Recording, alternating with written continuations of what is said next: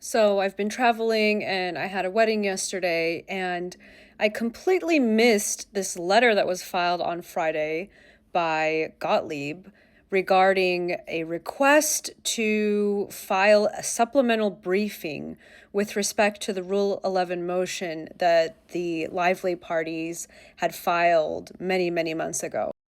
And honestly, I'm just really disgusted by this letter, and I'll tell you why.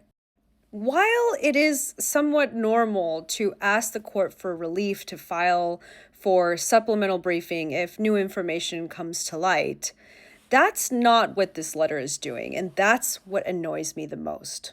So recall that back in May, I think it was, Lively Reynolds and co. filed a Rule 11 motion for sanctions. And a Rule 11 motion for sanctions is essentially saying the attorneys and the parties on the other side violated their duty of candor to the court by the filing that they provided. They had no basis in law or fact to bring the claims that they did, and so we, the parties that had to defend ourselves, are owed fees and sanctions, money.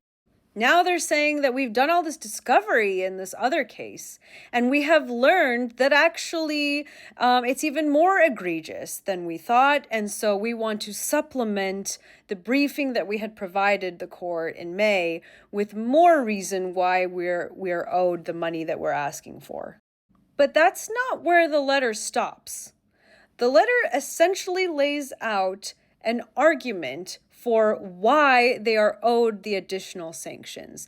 And that's what I find kind of disgusting about this, because it is putting the critical information, because it's confidential, behind a redaction, so we don't get to actually see what it is. And of course we don't get to see the context. So all we have is something that says, defendant Steve Sarowit admitted that beep. Shocking as those admissions were, what the hell does it say? Defendant Jennifer Abel similarly testified that, we don't know, and we have not been able to trust when they have characterized things for us in the past. The very next sentence says her testimony illustrates precisely why sanctions against plaintiff's counsel are appropriate. Like, truly, why is this the strategy? Why are you taking the time to find a way to punish the attorneys for a case that's been completely dismissed when you have to prove your case? Instead of formulating an opposition to the motion for summary judgment to preserve your ability to try your claims before a jury, you're seeking more confirmation that the attorneys should be slapped on the wrist. Like, tell me you don't have a case. The entire internet is now versed enough in the law to know that the case that the Wayfarer parties brought against Lively, Reynolds, etc., was dismissed on the basis of privilege, protecting the claims, protecting the statements that they were suing the Lively parties for. Not because it's retaliation. The court even so much as said that. I'm so annoyed by this because I think the Rule 11 motion to begin with was just such a cheap shot for a plaintiff to file. I mean, tell me you're broke. It says, the inescapable conclusion is that the Rule 11 plaintiff's counsel, the attorney, so they've got beef with Friedman, manufactured the challenged claims in an effort to harass the Lively parties, create undue burden, and increase the cost of litigation. Bro, you haven't had to defend those claims since June.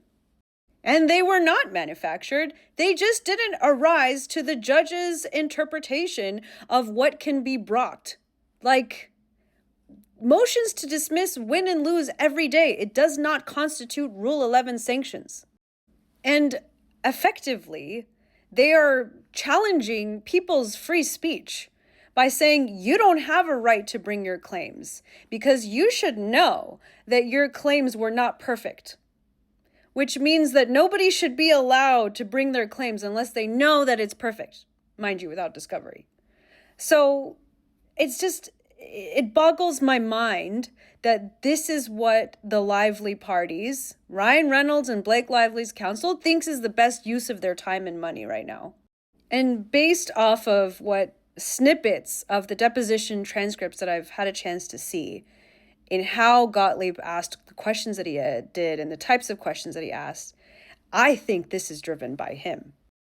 Going after another attorney in this way is so beyond an ick.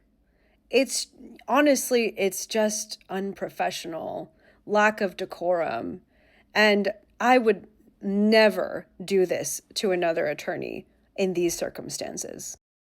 Let's get back to proving your claims, Lively.